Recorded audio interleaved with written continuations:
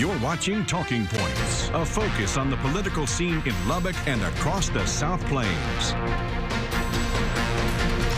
Welcome back. Here's a look at some of the political headlines of the past week. State Senator Charles Perry making good on a campaign promise to target water infrastructure this session with a new bill and joint resolution that would create the Texas Water Fund.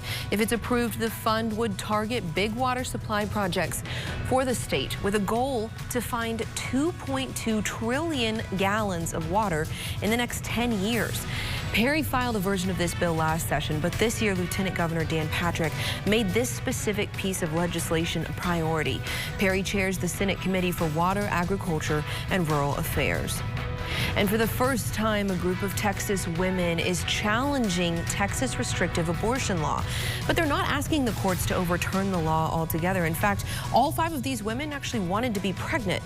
But they're asking the court to clarify exceptions for when physicians can perform an abortion after they were denied access during life-threatening pregnancy complications they all faced. But the author of Texas 2021 restrictive abortion law, Senator Brian Hughes, argues his law, quote, expressly allows for a physician to perform or induce an abortion if there's a medical emergency, end quote, in an August letter to the Texas Medical Board. But those suing argue physicians aren't providing that care out of fear of getting sued, losing their license, or going to jail.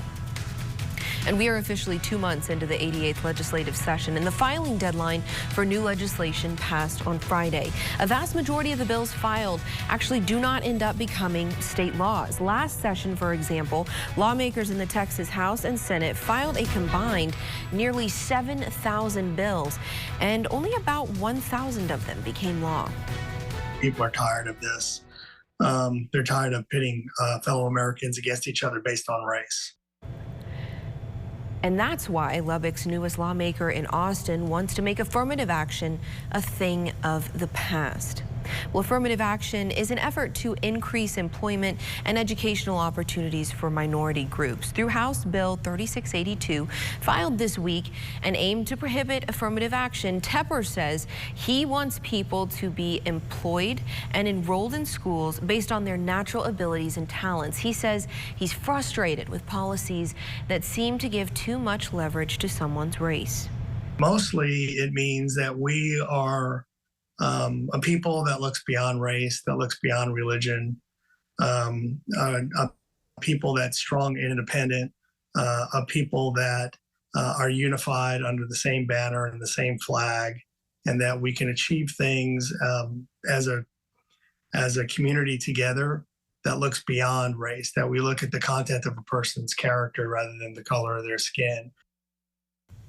Well, joining us today from our Austin Bureau, a familiar face that we like to bring on from time and time again, this is Ryan Chandler. So talk with us a little bit about, you have been so busy, but things for the legislature are about to get even busier.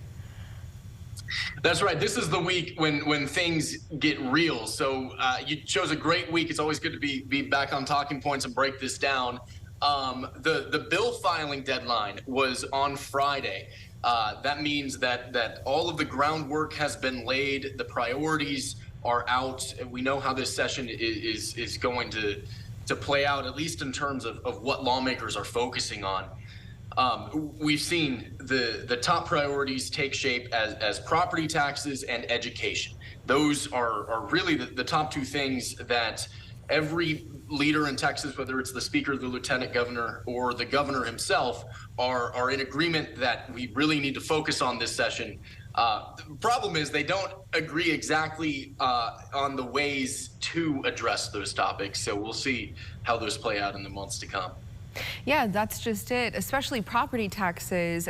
You submitted a story just last week talking about how maybe all Texas voters weren't necessarily as worried about property taxes as our lawmakers, but it's still a topic that everyone wants to see something happen. So the House and the Senate are doing very different things. They have different approaches. I mean, what does that look like when it comes down to actually getting something passed? So that's right. There are 2 big proposals, both trying to lower your property tax bill. This is a difficult problem for the state because If you remember, Texas doesn't levy a property tax. So it's a very difficult maneuver to try and lower a tax that you do not yourself put on individual homeowners' tax bill. So the House and Senate have two competing proposals here. The House bill is HB 2. You can tell how big of a priority this is for the House because it is the top bill number just under the state budget. HB 2 would limit the appraisal cap to 5%. Currently, your home can only be it can only raise in value year over year by 10%. This would cut that in half to try to limit the appraisal values of homes that, if you ask Speaker Dade Phelan, have been skyrocketing and are just pricing people out of their own homes.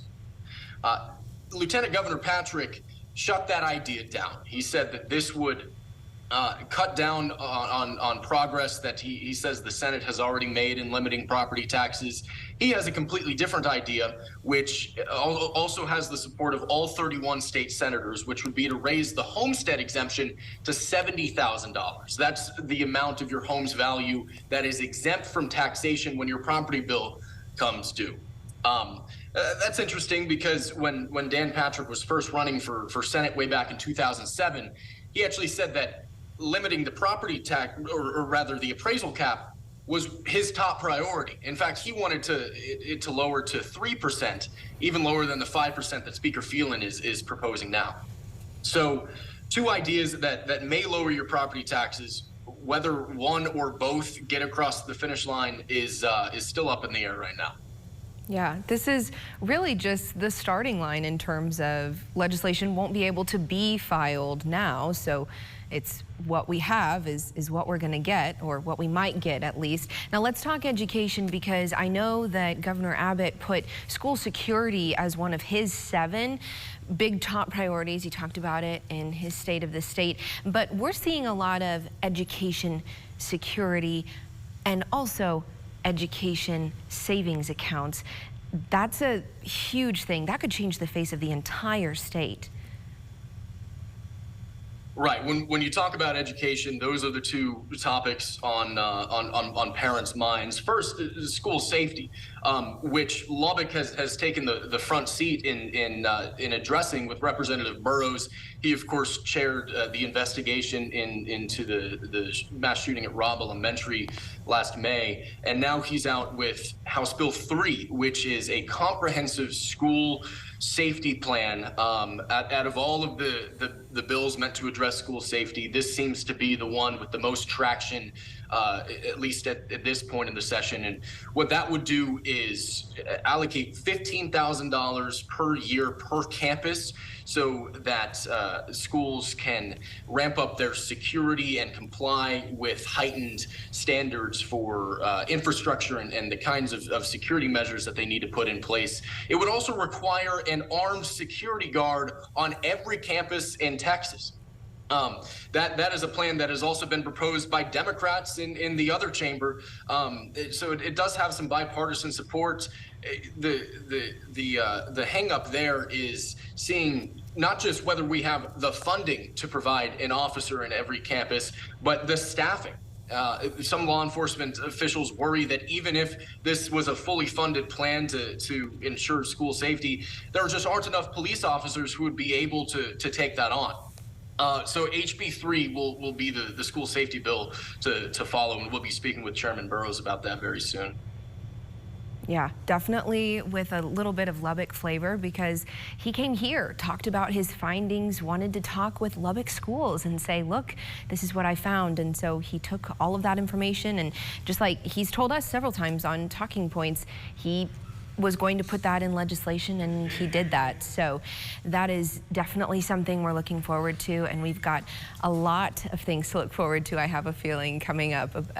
Not saying a fight, but it could be a little controversial going forward. I'm saying fight. It absolutely will be, yes. Yeah, it's going to be fun. It's heating up. I mean, we didn't even get to education savings accounts, which is the topic that the governor has been spending more time on than anything else. So yeah, there's just so much to focus on, and a lot of it has real impacts on Texas families. So we're here to break it down whenever you need. Yeah, well, we will definitely feel it here, and we will definitely call you back because the fun has just begun. Thanks so much for being here today. Thanks, Jen. Well, in the midst of a fight over whether to increase the debt ceiling before we default in June, the president releases his budget, which, as promised, reflects his personal values. So what are the chances this one passes Congress?